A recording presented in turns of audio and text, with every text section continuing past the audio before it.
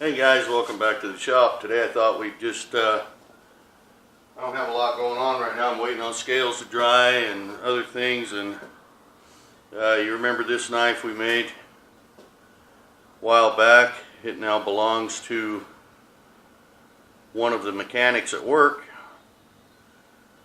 Well, some of his buddies messed the edge up on it here. It's like they were chopping on something and they hit the cement or something, I don't know, but we're going to redo the edge on this. This was all done on that 1x30 Harbor Freight grinder. So if you think you can't do decent work with a 1x30, there's proof right there that you can, but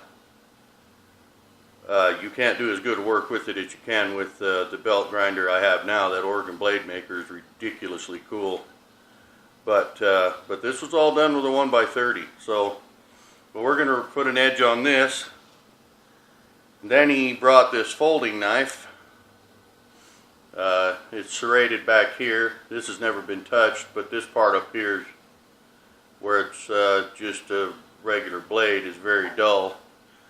So we're going to put an edge on both of these today, so let's go fire up the grinder and get her done.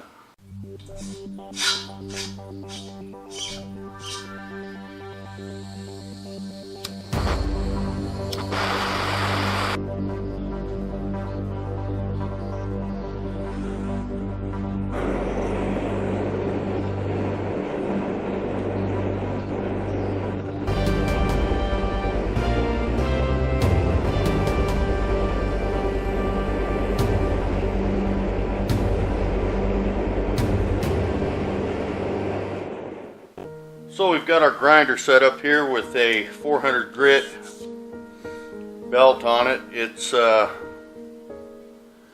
where this knife already has an edge. We don't really need to take a lot of material off. So we're going to hit it with this 400 and then we'll go down to our tri-vac belts and we'll really get it sharp.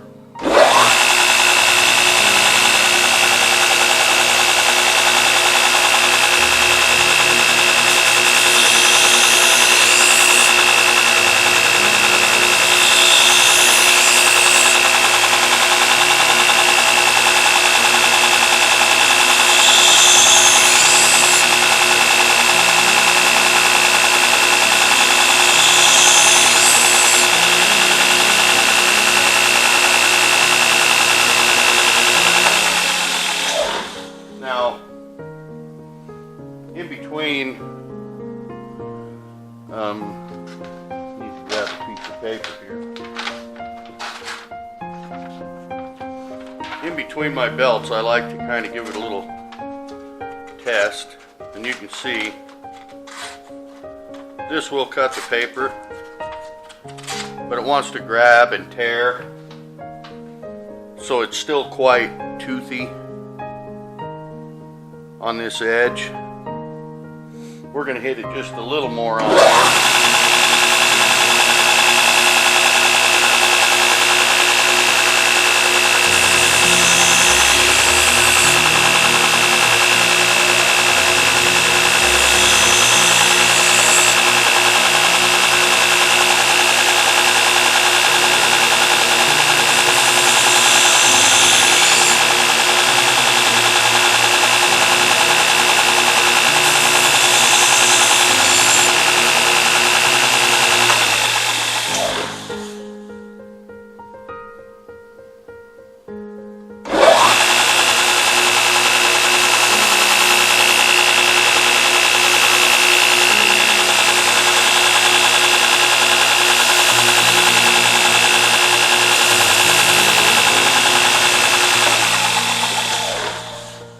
So we're going to switch up to our tri-vac belts now. We'll first take the more aggressive one here. I believe this one is about a 2000 grit.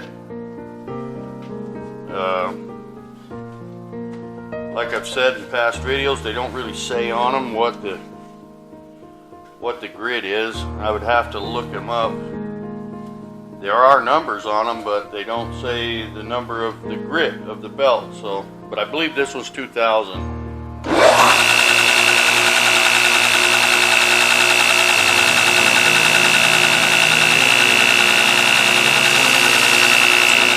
And with these belts, we won't use it. We won't put our knife like this.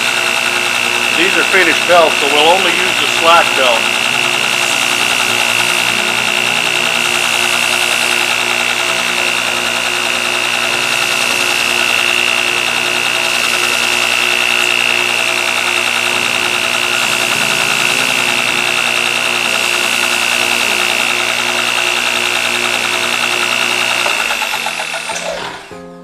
Now, I don't know if you guys can see this, if it shows up even on the camera here, but you may be able to see the blade still has a little bit of toothiness on it there. There's a kind of a small roll, and you can feel it. It's hard to see, but we'll try. My cell phone takes a lot better close-up videos, so we'll try a quick video. Closely at the edge of this blade, you can see that little bit of toothiness that's still on there, and a little bit of a roll.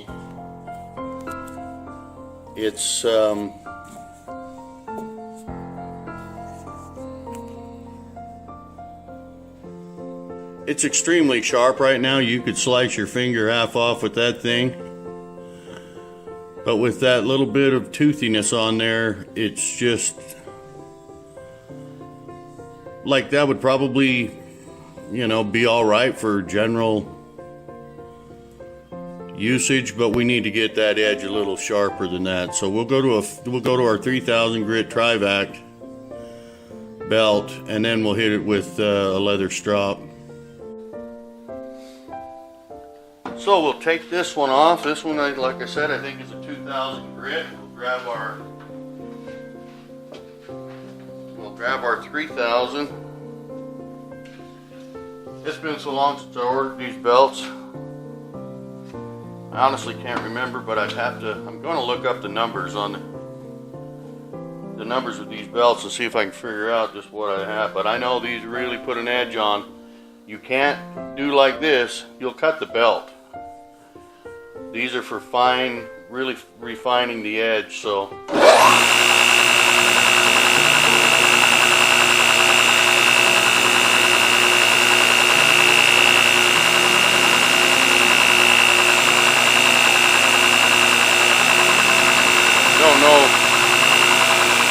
Don't think you guys can really see what I'm doing. There we go.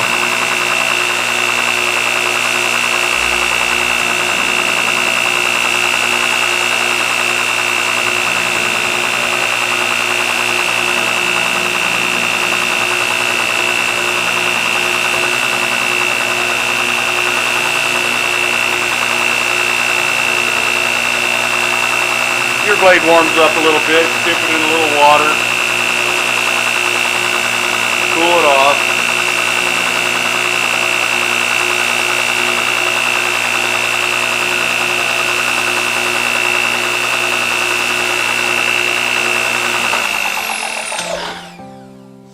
Now it takes very little on a blade that's this thin already. It really takes very little on these finer belts. Now I believe we'll be able to see quite a difference already. Well, it's still wanting to tear, but you see it will.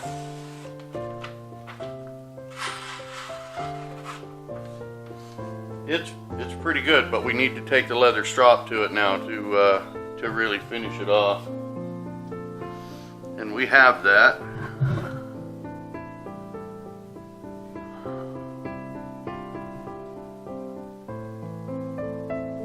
Right over yonder. I've got the end of the buckle. We just use an old belt that I have here.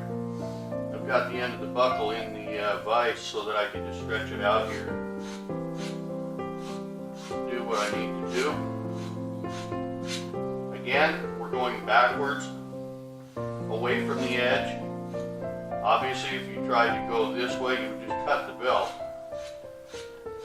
Even though this blade wasn't slicing that paper as well as you might think it should be, it's extremely sharp. If I took it and went like this, I could slice this belt right in two without any trouble. This just takes that little toothiness off of there, you know.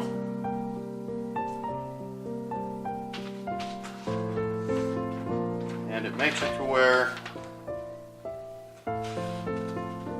it doesn't want to grab the paper anymore, you see. So that's cutting very nicely. You can cut little tiny,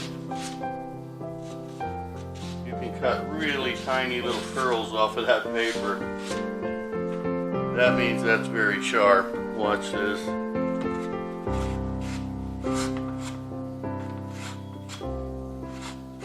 So yeah, we have a very sharp knife here now. So we've got that one done. Let's move on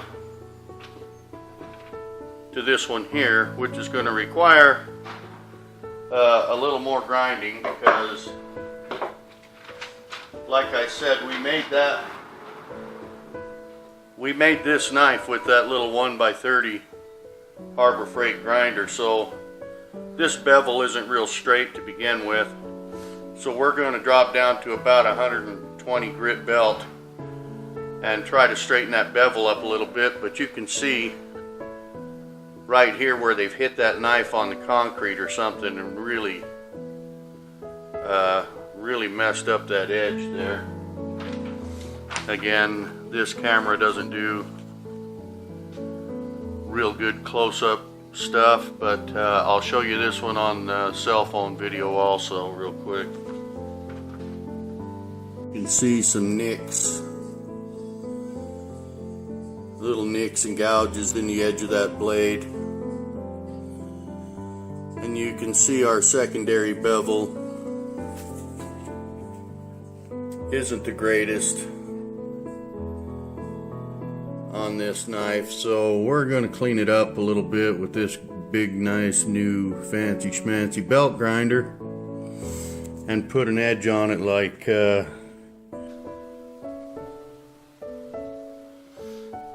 alright guys, so we've got a 120 grit belt on here. I can't remember which belts these are. But very good belts. I believe this is a ceramic belt. So they do really, really good work.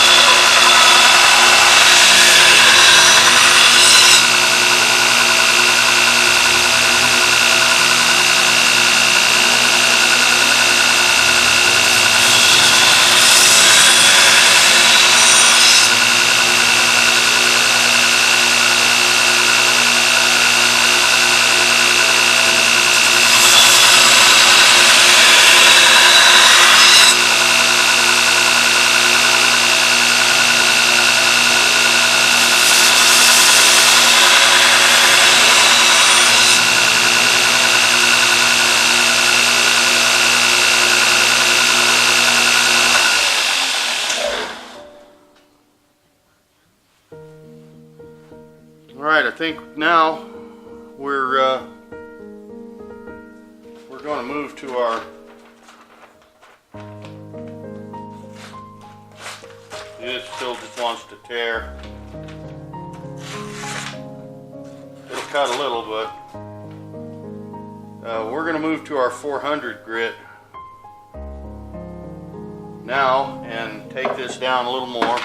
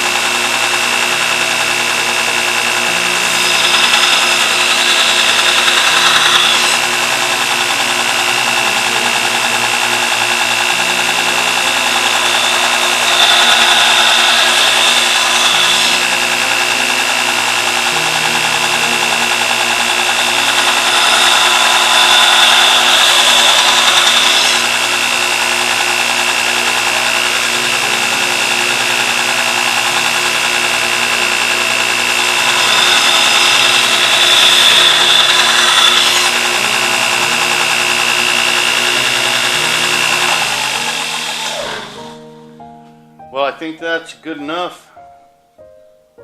With that, we'll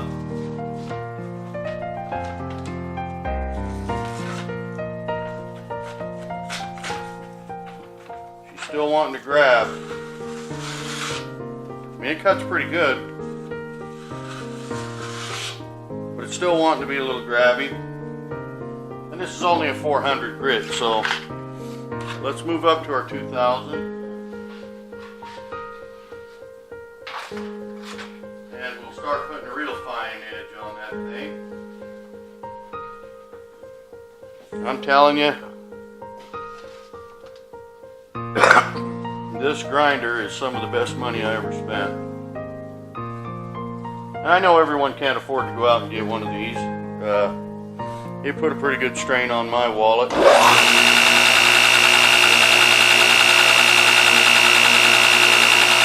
But if you can't afford it, this is the way to go.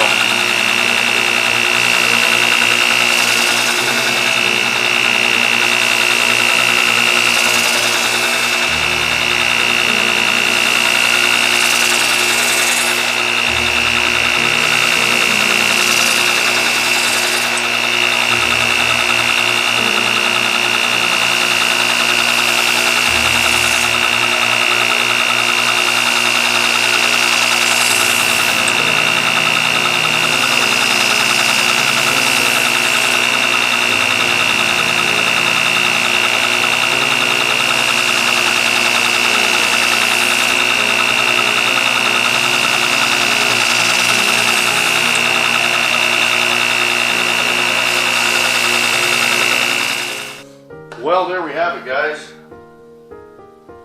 Two extremely sharp knives, as you can see, and it didn't take that long. If you have the right stuff,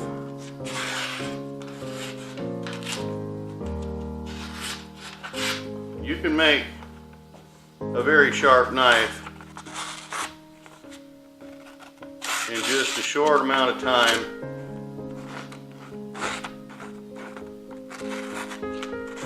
This one doesn't have much blade on it. We have these serrations back here.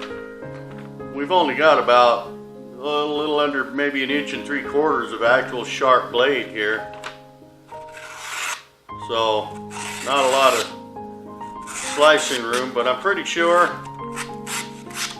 this knife is sharp enough that if it'll do this, it'll cut anything that he wants to cut.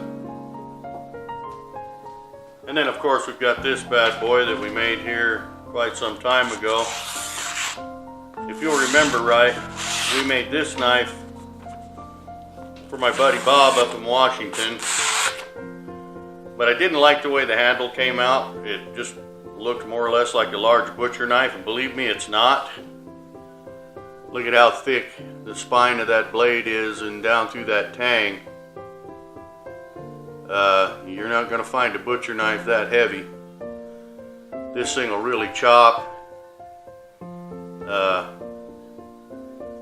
and cut very well. So, but we made a different knife for Bob because I didn't like the way this handle came out. One of the mechanics at my work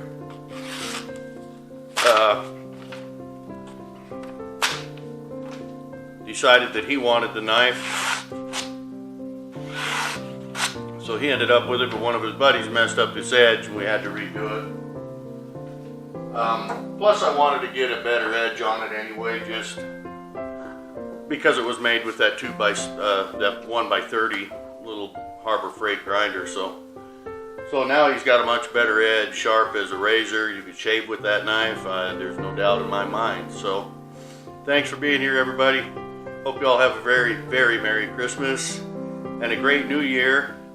I don't know how soon I'll get my next video out here, but it won't be long. We're still waiting on those green inlaid scales to dry for the paring knife, but we'll get that paring knife, another stock removal job out of stainless this time. So we'll get that cut out and shaped up and start getting it ready for our scales and what have you. But no sense of getting too far ahead of the game with the scales not being, that epoxy takes a long time to set up. Seems like the thinner you pour that stuff, the longer it takes for it to get good and hard. Now this stuff here, this 2-inch pour in this, or 2.5 inch, whatever it was, in this river bar, that's set up beautifully, but it's able to build a lot more heat. That chemical reaction helps it set up faster. When you pour a little thin layer like in the fractal burns of those handle scales, it just seems to want to take forever to set up. So we're just kind of waiting on them, and it's Christmas time and I have to go make some fudge and we got a lot of stuff to do. So again, thanks for being here. If you haven't subscribed yet, please hit that subscribe button and sign up.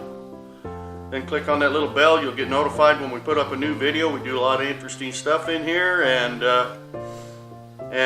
some of it can be pretty entertaining, I think. Again, like I've said in past videos, I'm not here to try to teach anybody how to do anything, because I'm not exactly a professional at anything that I do. So my camera quit again, so I had to, you'll see a little glitch right there. I don't know what's up with this stupid camera, but anyway, like I say, I'm not a professional at any of this stuff. I'm not here to do instructional videos, just entertainment. If you go and build yourself a Lichtenberg burner and kill yourself, that's why I didn't show how I built mine. If you go and sharpen a knife the way I showed you how to do it and you slice your finger off, which I did, I had to, my camera shut off, so I had to come and redo the ending of this video a little bit here. While I was upstairs, I was slicing some paper, and I went to just do a quick little with the butcher knife of mine that I sharpened. I didn't show them on the video, but I sharpened all my knives today.